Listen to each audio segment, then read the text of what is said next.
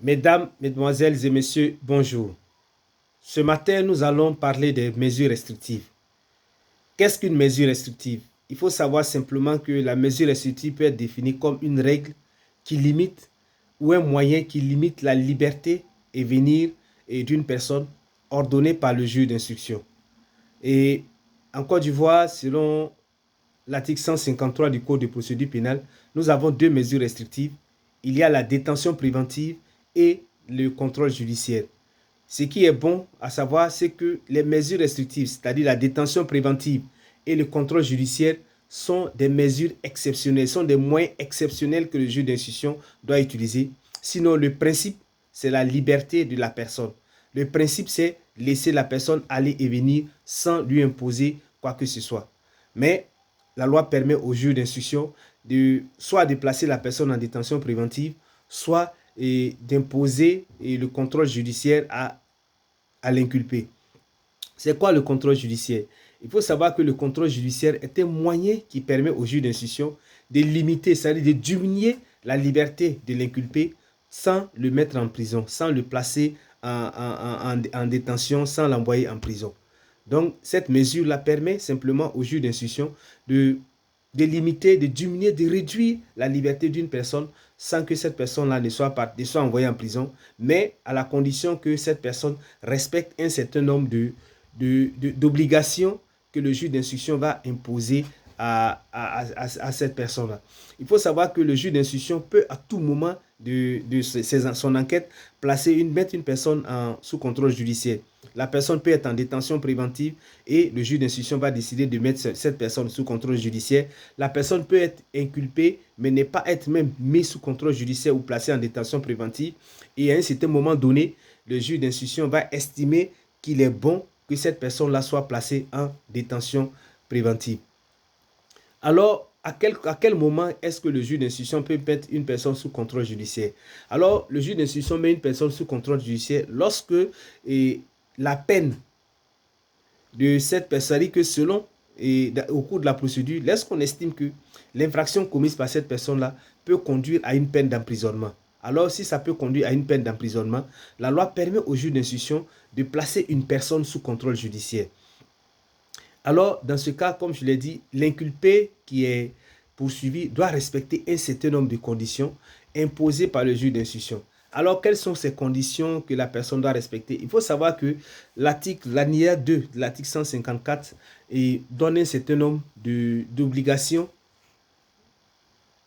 permet au juge d'instruction d'imposer un certain nombre d'obligations à une personne sous contrôle judiciaire.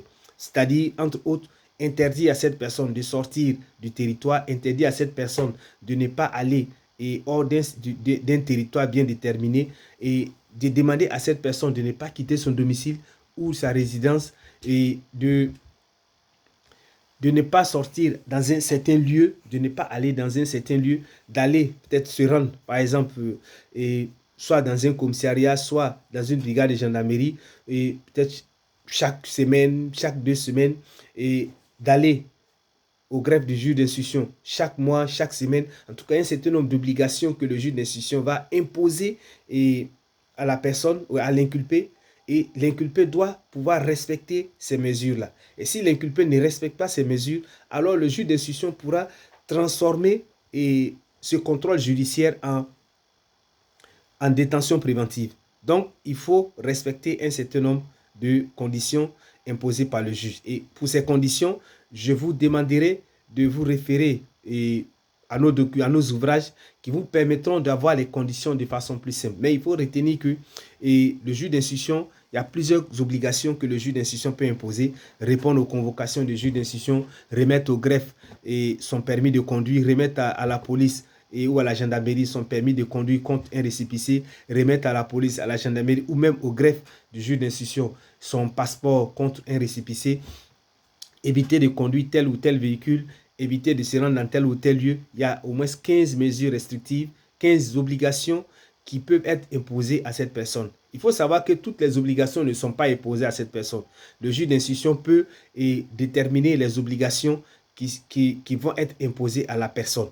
Voilà, ce n'est pas toutes les obligations que le juge d'instruction impose, mais au fur et à mesure, si le juge d'instruction estime qu'il est nécessaire d'imposer d'autres obligations à la personne, alors il va le faire. S'il il estime aussi qu'il est nécessaire de réduire les obligations, alors il va les réduire.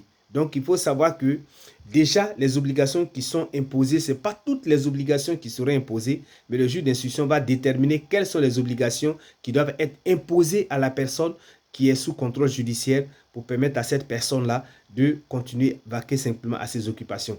Il faut savoir que le contrôle judiciaire ne dit pas que la personne est condamnée, non.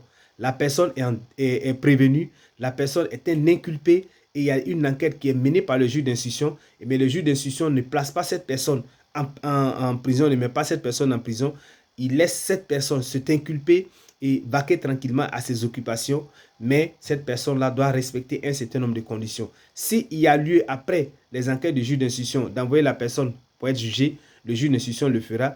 Mais s'il y a lieu de ne pas envoyer cette personne pour être jugée, alors le juge d'instruction laissera cette personne-là, va faire un non-lieu et va simplement laisser cette personne dans sa liberté.